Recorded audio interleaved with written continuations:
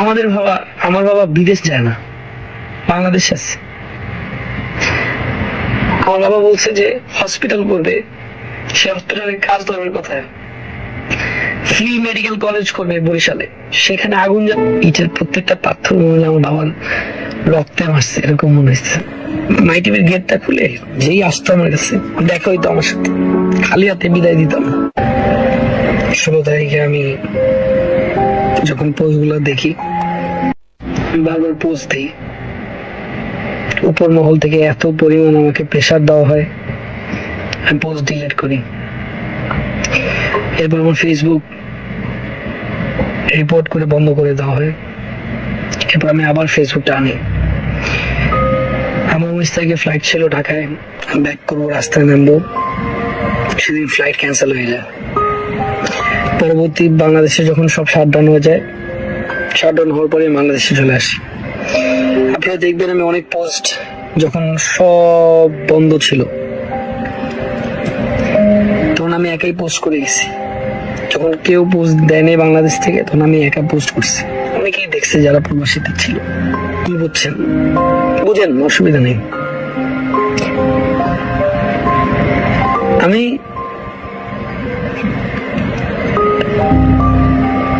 আমার দোষ থাকলে শাস্তি আমি পাবো। আমি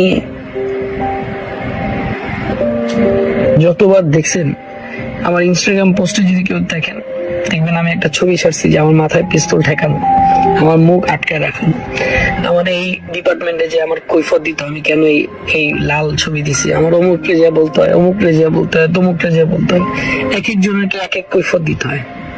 কিছু এলেই থ্রেট, টেলিভিশন বন্ধ করে দিবে, টেলিভিশন বন্ধ করে দিবে। কিন্তু আমার টেলিভিশন আমাকে কথা বলতে দেয়নি, কিন্তু আমার টেলিভিশন ঠিকই কথা বলছে। আপনারা যে কোনো ধরনের প্রুফ যদি চান দিতে পারবো। আমি আজকে কেনই কথা বলছি, আমার কিছুক্ষণ দেন, এরপর আর হয়তো আমি কোনোদিন কথা বলবো। আপনারা দেখবেন সব স্টুডেন্টদের যেটা অরিজিনাল সব নিউজ ছাড়ছে। আমার বাবার নির্দেশনায় বলছে স্টুডেন্টদের রাইটে সব ছাড়ো, দরকার টেলিভিশন বন্ধ। 9 দফা দাবিতে কেন্দ্র আমাকে কথা বলতে দেয়নি, কারণ তারা মনে করতো যে আমি যদি কথা বলি তাহলে 2,000, 5,000, 40,000 মানুষ আরো ইনফ্লুয়েন্সড হবে। আমাকে এরকম বোঝানো হয়েছে যে তুমি যদি কথা বলো অনেক মানুষ মারা যেতে পারে। চারদিকে মেন্টাল প্রেশার ছিল, দেশে আসতে দিবে না। তাও আসছি, আসার পর বারবার আমি আপনাদেরকে ইশারা ইঙ্গিত দিয়ে বুঝাইছি যে দেখেন, একটা মানুষ যখন একটা স্ট্যাটাস দেয় সে ডিলিট করে কখন,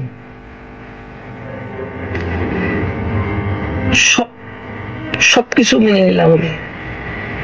জয় তো হলো আমাদের, তাই না? আমার বাবার কষ্টের তৈরি করা টেলিভিশনটা আপনারা যারা কিছু মানুষ, আমি জানি না এটা স্টুডেন্ট করতে পারে না, আমি বিশ্বাস করি না, কখনোই স্টুডেন্ট করতে পারে না। এটা আমার ভাইরা, আমার বোনরা এটা জীবনও করতে পারে না। এটা আমার বিশ্বাস করাতে পারবে না কেউ। কিভাবে ভাঙচুর করছে। আমার বাবা বিদেশ যায় না, বাংলাদেশে আছে।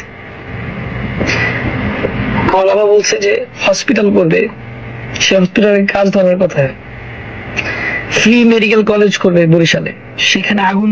বিশ্বাস করেন, আপনারা টিকটকে যাবেন, আপনারা ইউটিউবে যাবেন, আপনারা ফেসবুকে যাবেন, মাই টিভির প্রত্যেকটা পোস্ট দেখবেন আমাদের টেলিভিশন ভাঙচুর করে শেষ করে গেছে। নিচে 33টা গাড়ি আমাকে নিউজে সব ভেঙে ফেলছে। আমার বাবার গাড়ি ছিল, ওখানে একটা ভেঙে ফেলছে। আমাদের একটা মার্সিডিজ ছিল, সেটা ভেঙে ফেলছে।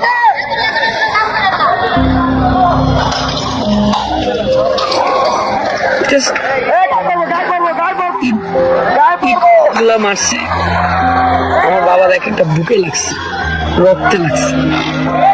সবাই তো দেশ পালাইছে, আমি দেশে, আমার ফ্যামিলি দেশে। আমাদের হাজার হাজার কোটি টাকা নাই যে আমরা দেশের বাইরে বাড়ি গাড়ি করে রেখে দিছি।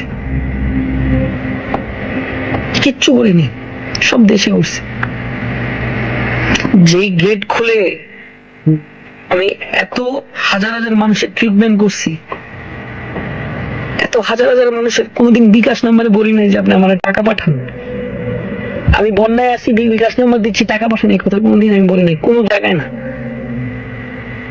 কোনো জায়গায় না। আজকে আমার মাই টিভি ভাঙচুর করে, এডিট প্যানেল, নিউজ ডিপার্টমেন্ট নিচে ভাঙচুর, গালাগালি, দালাল সরকারের। আপনারা বলেন, যেখানে এত মানুষ একত্রিত হয়ে কথা বলতে যে কত লড়াই করতে হয়েছে। আমি একটা মানুষ যে আমি এতবার ইনডাইরেক্টলি পোস্ট করছি, ডাইরেক্ট পোস্ট করছি, আমাদের ডিলিট করাতে তাদের কতটা প্রেসার করছে আমাকে ক্রিয়েট করতে পারে সেটা চিন্তা করে। আমি গার্ড একটা আসি নাই, আমি গার্ড একটা আসি। আপনারা অনেকেই বলতে পারেন যে তৈরি আফ্রিদি বাঁচার জন্য আসছে, আমার দরকার নাই। আর আমার ফেসবুকও দরকার নেই, আমার ইউটিউবও দরকার নেই। আপনারা আমাকে অনেক হেট করেন, আমি তো অপরাধী যে আমাকে প্রেশারাইজ রাখছে, কিন্তু আমার টেলিভিশন ঠিকই কাজ করে গেছে। আমি ইউটিউব সব জায়গা থেকে আমি চলে যাচ্ছি। একটাবার আমার টেলিভিশনটাতে দেখেন, রাত্রেবেলা আমার শো অফে 10 জন পিস্তল নিয়ে আসছে, আইসে গুলি ঠেকায় দিয়ে শো অফের মাল আগুন জ্বালাই দিছে। আমাদের শো অফের কম্পিউটার, মাই টিভির যত এডিটিং কম্পিউটার যা আছে লুটপাট করে নিয়েছে। এটা কোনোদিন একটা স্টুডেন্ট করতে পারে না। 13 বছর আমি আপনাদের সাথে ছিলাম, আছি, থাকবো। আমি বারবার আপনাদেরকে, আমি কতবার যে কত ডিপার্টমেন্টের অফিসে গেছি সেটা আপনারা একদিন জানতে পারবেন। আমি আরো অনেক কথা আছে, আমি বলবো একদিন, আমি এগুলো এক একটা স্টোরি বলবো। আমার সাথে এই কয়দিন কি কি হয়েছে আপনারা জানেন না, সব বলবো। কিভাবে প্রেশারাইজড হয়েছি আমি, আমার সবকিছু ধ্বংস করে দিল। মাই টিভির গেটটা খুলে যেই আসতো আমার কাছে, দেখা হইতো আমার সাথে, খালি হাতে বিদায় দিতাম, সেই গেটটি আজকে ভাইয়া পুরো মাই টিভিটারে ভাইয়া দিল। আমি তৈরিউদ্দিন আফ্রিদি আজকে 5:30 বাজে জানের হুমকি অনেক পেয়েছি, যাই না গালা দিচ্ছে, মেরে ফেলবে আমাকে। ইটের প্রত্যেকটা পাথর মনে হলো আমার বাবার রক্তে মারছে, এরকম মনে হচ্ছে। আমি ভাবছি যে আমি বললে বুঝবেন আপনারা। আমি ইনডাইরেক্টলি অনেক হিন্ট দিছি আপনাদেরকে। হঠাৎ করে একটা স্ট্যাটাস ডিলিট করা, হঠাৎ করে থাকা, এটার মধ্যে কারণ কি? এটাকে আমি স্ট্যাটাস দিলাম, আমি ডিলিট করলাম, আমি দিছি, অফকোর্স কেউ ডিলিট করাইছে, আমি তো করি নাই, করানো হয়েছে বাধ্যতামূলক। কিন্তু আজকে আমার ভাই এবং বোনদেরকে বলবো, আমার এই 13 বছরে অনেক ভুল করেছি, অনেক দুষ্টুমি করেছি। আমি আর কখনো ইউটিউবিং, ফেসবুকিং বা টিকটকে